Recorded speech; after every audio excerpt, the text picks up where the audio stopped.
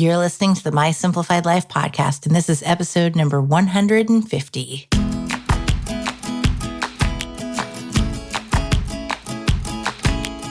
Welcome to the My Simplified Life podcast, a place where you will learn that your past and even your present don't define your future.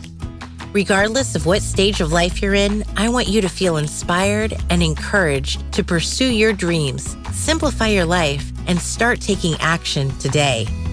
I'm your host, Michelle Glogovac, and I'm excited to share my stories and life lessons with you while taking you on my own journey. This is My Simplified Life.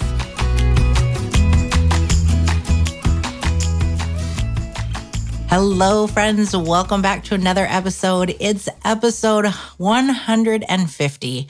I don't know how we've gotten here. I also don't know how it's September, but we have come up on it. And the year is just completely flying by, more so and more so. School's in session.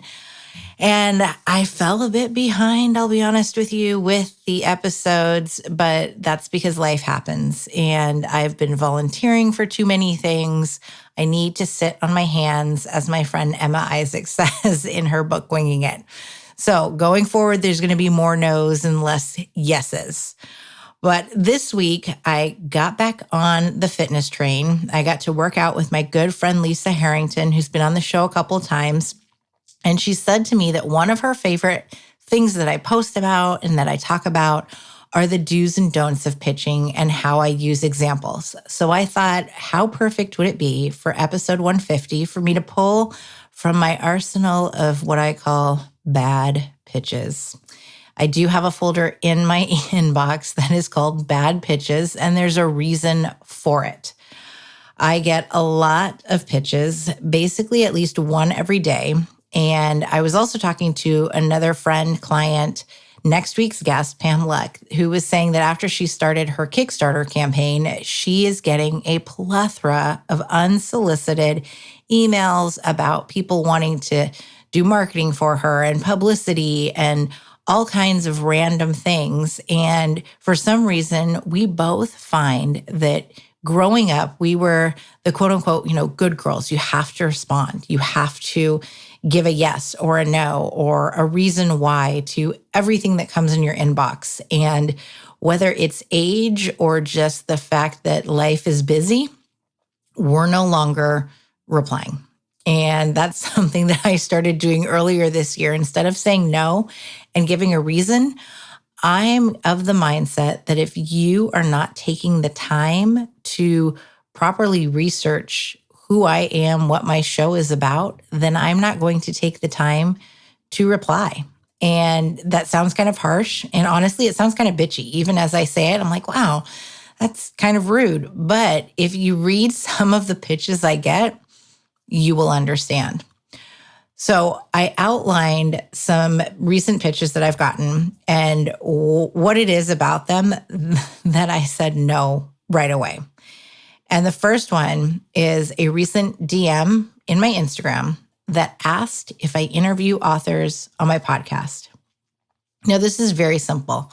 You don't even have to go Google my show. You can look at my Instagram to see that there are authors on the show. And you're already DMing me, so why not take the few extra minutes to scroll through my feed? You can also go on any of the podcast platforms to read the show descriptions of each episode, and you will again see that there are plenty of authors. I even include some of their book covers in the actual graphics. So to me, it doesn't warrant a response because you have not even taken 2 seconds. It literally takes you 30 seconds to go figure this information out. Therefore, I'm not going to respond. Now, I've also gotten a pitch. It was saying that my show is amazing. The woman wants to be a part of my amazing podcast journey, but there's nothing that says why it's amazing. What is it that I'm doing that attracted her to my show?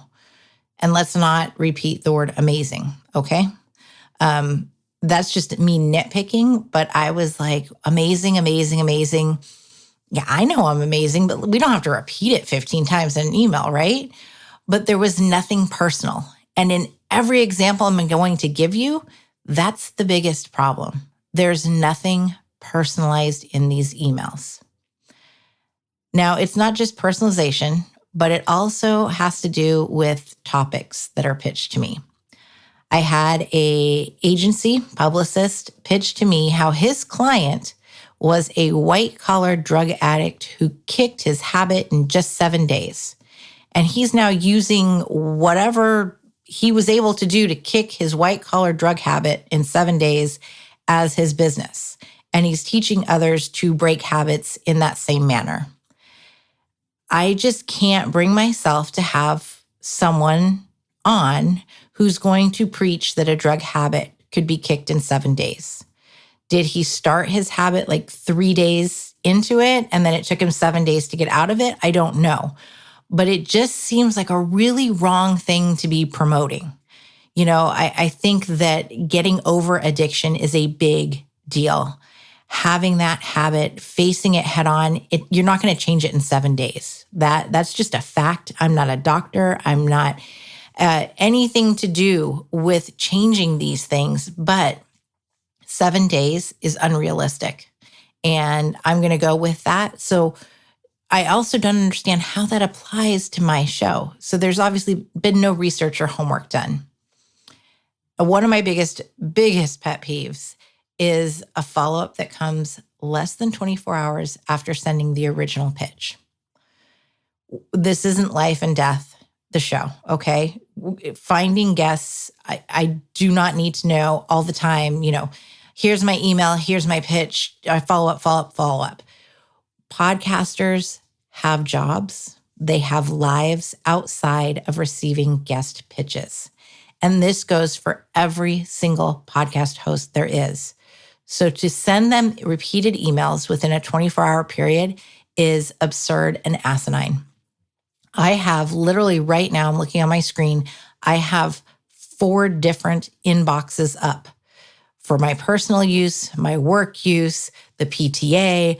I have all kinds of different email inboxes. And for someone to repeat an email within 24 hours because I didn't get a chance to respond to it just shows me that you don't respect my time either. So that's going to be an automatic no. I had another pitch in which it stated that the client would be willing to have a 15-minute introductory call with me that I can book through their calendar.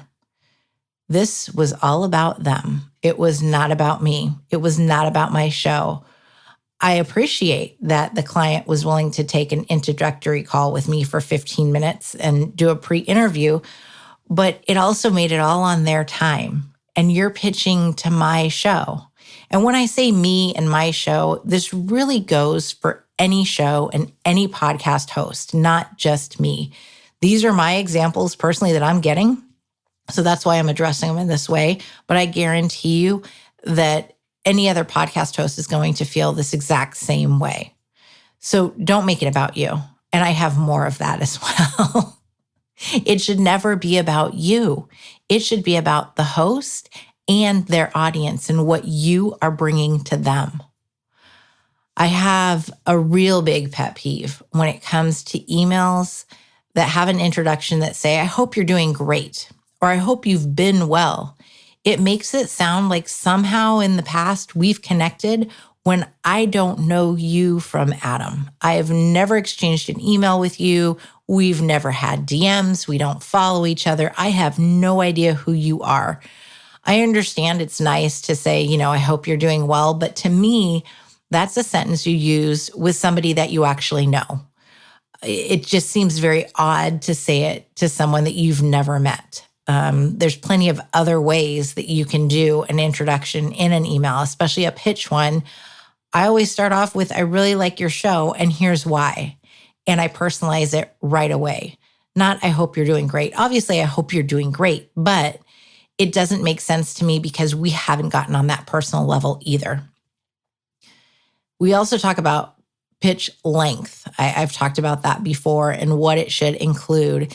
And I counted it, a 4-sentence email pitch. The first sentence asked how I was doing. The next one asked if I was looking for guests. Another sentence saying, we want to be your guest. Please notice that this one individual said we, even though it's for his CEO.